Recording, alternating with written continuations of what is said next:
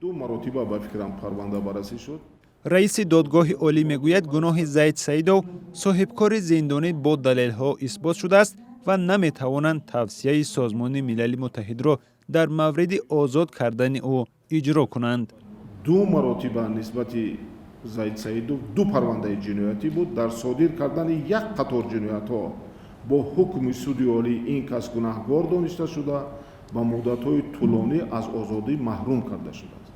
تابستان سال 2018 کمیته حقوق بشر سازمان ملل متحد در خلاصه اخیرش از حکومت تاجیکستان تقاضا کرد که زید سیدو را در مدت 180 روز آزاد و به او جبران پرداخت کنند.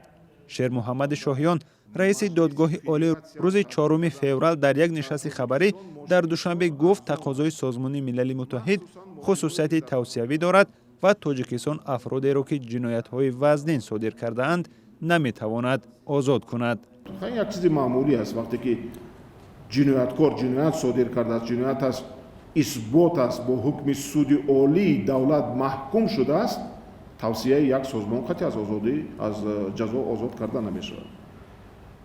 مؤلفان خلاصه کمیته حقوق بشر سازمان ملل متحد میگویند دوام 3 سال آموزش پرونده زید سیدو به این نتیجه رسیدند که در قضیه او چندین مقررات پیمان بین المللی حقوق سیاسی و شهروندی نقض شده است.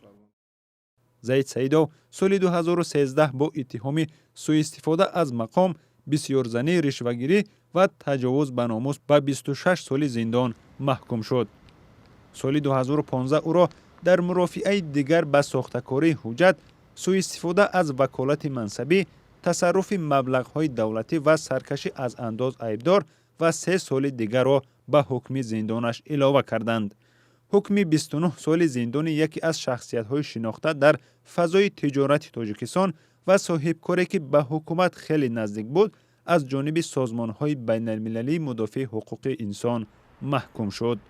شادمان یتیم، سرویناز روح الله، امردین علیمو، آزادی دوشنبه.